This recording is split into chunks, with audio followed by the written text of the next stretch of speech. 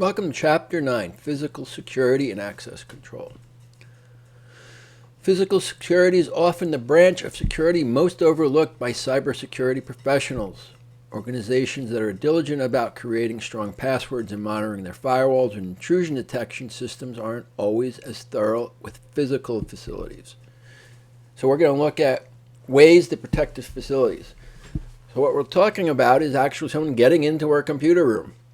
So we're going to review this, see how what we should have, guards and key cards and keypads to keep people out of our server room. And that's what we want to look at. How secure is our physical security? Do we have cameras and all that? So what is physical security compromise?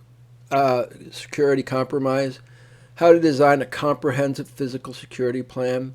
The psychology and behavior biometrics access controls, how to use technology for access control, pros and cons of outsourcing physical securities, best practices for securities. So that's what we're going to be looking at today.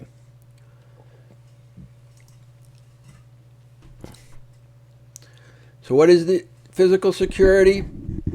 It goes back even before we had computers. You lock your door at night, don't you? Well, this is the same concept. If we lock our doors, we lock our cars, well, we should lock our buildings. Make sure who's there, fences, making sure we put all this in. So this is what we're going to look at. So a good physical security strategy is designed in layers. This ensures that if an intruder bypasses or breaks through one layer, they have another layer that they have to go through. So it's not just one thing. So first, we want to look at our perimeter. What restrictions do we have on the outside of our building? If you think of a military base or corporate campus, they have a fence up, they have guards walking around most likely, they have cameras, they have landscaping design so people can't hide behind it. Usually it's an open field of maybe 50 to 80 feet. With nothing there, so people can be seen, they can't hide. We don't have a lot of bushes. We don't have obstructions, so we want a nice clean view of what's going on. Lighting, we're going to make sure we have plenty of lighting so people can see what's happening. Possibly even motion sensors. I know one of the things we have at my house, if you walk around my house at night, every time you leave a zone, motion lights turn on. That's basically because my daughter's afraid of the dark, but that's okay. But we put that kind of lighting system up. Maybe you're going to have security guards. These are some of the things that you want to consider having a perimeter. Who has access to the building? Is the building locked at night? What time does the door open? Where I used to work, you couldn't get in the building without a special card before 6 a.m. And after 11. Again, other than between 11 p.m. and 6 a.m., if you weren't on an approved list, you weren't allowed in the building. So these are some of the things that you can do, is make sure that certain people can't get into your building, into your floors, if they're not during normal working hours. So you can actually lock that down. How many points of entry do you have?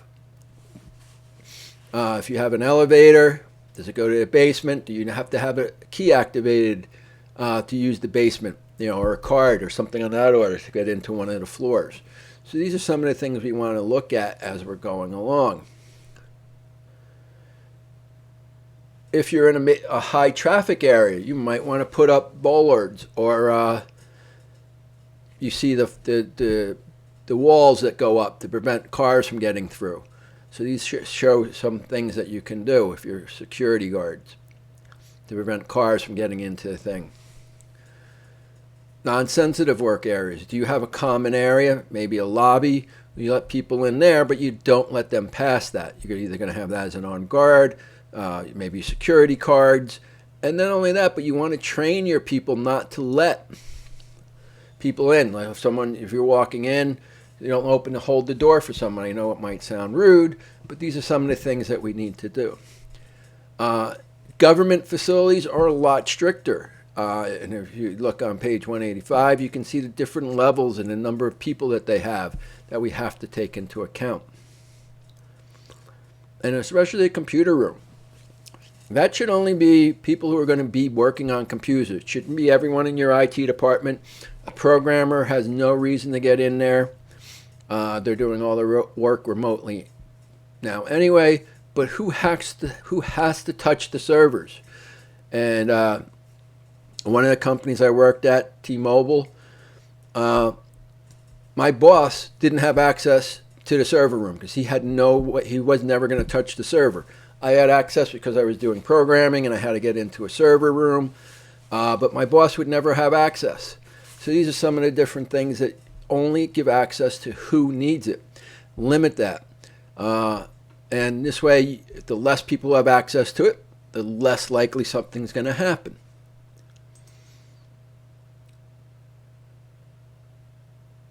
Now, we've spoken about biometrics. We have what you know, what you have, and what you are. So a password is something you know. Well, we might have to have that. What you have, a smart card. So if you're going to have a sensitive room, and I know I've seen videos and a Facebook sensitive, you have to have a password to get in, you have to have your card to get in, and you have to have biometrics. And super sensitive areas, these are not uncommon. And they help protect the data, they help protect the room, they help protect everything going on.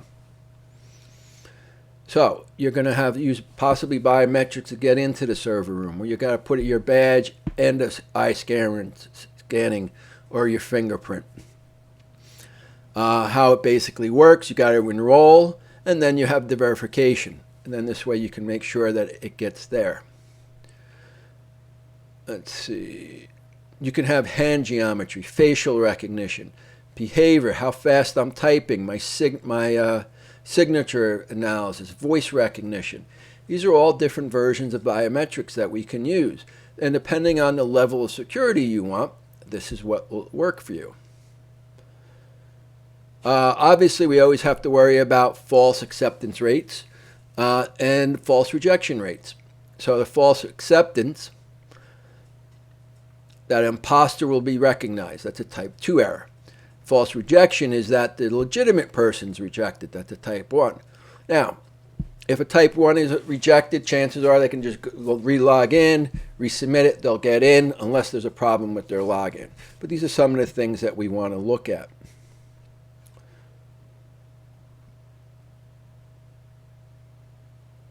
So how it comes together.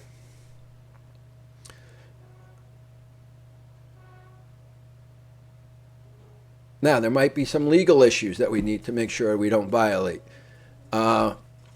Privacy is a significant concern in biometric access, so we have to make sure we keep everything secure and we're not violating anyone's legal rights. We got to look at the cost effectiveness of it. Obviously, having an iris scan is a lot more costly than just having a keypad. So does it make sense to have that type of protection? These are some of the things that we want to keep reviewing as we go along. Now, obviously, the easiest thing to do, how do we lock our building? Locks, padlocks, warded locks they're called. It's the simplest mechanism. You put it on and we don't have to worry about it. Has a locking chamber, has the grooves. It's your typical key lock. Tumbler locks are sophisticated, a little more sophisticated, and they have a series of spring-loaded tumblers. Combination locks. Cipher locks, a programmable lock that helps us prevent anything happening. We also have the electronic key management system. In facilities with a large number of physical keys, keeping those keys can be difficult. So electronic key management are locked boxes designed and controlled who have access to the keys and keep the records. So these are one thing we can do. We also have fobs and tokens that we've talked about also in the past. This helps us also, especially if you're remote, having these your fobs or tokens in, and now we have it on our phones that allow this to have it. Common access cards. Again, where I worked, that was very common. When I was at T-Mobile, one of the things that we would have, every department was in their own room. They'd have a hallway. There was no open rooms. If you wanted to go into, if I was in IT and I had to go fix someone's computer in accounting, I'd have to go in, swipe my card, it would let me in. Accounting couldn't come into IT with their card didn't work.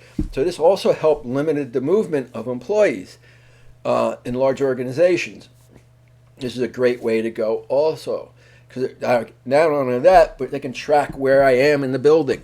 So they can pull up the pins, all right, Sal's over in marketing, or Sal's over in accounting, or he's in HR. I was there for I can see when I logged in, and then when I came back to my office, I logged back into the IT department. So this is a good way of also tracking employees. Now, if you're a small company, you might not have the people to do your security. So you might want to physical outsource it. So what are some benefits? Well, the biggest benefit is these are experts in the field. They can come in, give you an assessment of this is what it's going to take us to secure your building. You don't have to worry about the loopholes. You don't have to worry about any systems. You don't have to worry about maintaining systems. So having that outsource is something useful because they are experts in it. What are the risks of it? Well, you're giving up control of everything. That means a third party is controlling who has access. Now, there is always trade-off. Is it worth to have that third-party security system to do it? Are they going to do the same vetting as you would do as your company? If you have to make sure that that's going on, if they're hiring their own security guards, are you hiring security guards? These are some of the things we got to think about. And you got to weigh it out. There's no right or wrong answer. It depends on what you want to do. So what are some best practices? Depending on your organization's security needs. If your organization owns its own facility, landscaping, and perimeter security concerns, you'll have to address. If I'm renting, well, then it's the building's responsibility to at least do the perimeter of it. It will be ours to make sure that our offices are protected with locks and securities, and if we want to use biometrics, if we have an open area. So it depends if we own the building or are we renting the building. Do we document existing physical security measures, including perimeter security, access, non-standard entry points, standard access levels? For example, certain employees may have access to the data center where others don't. Different securities at special times, which I've already talked about.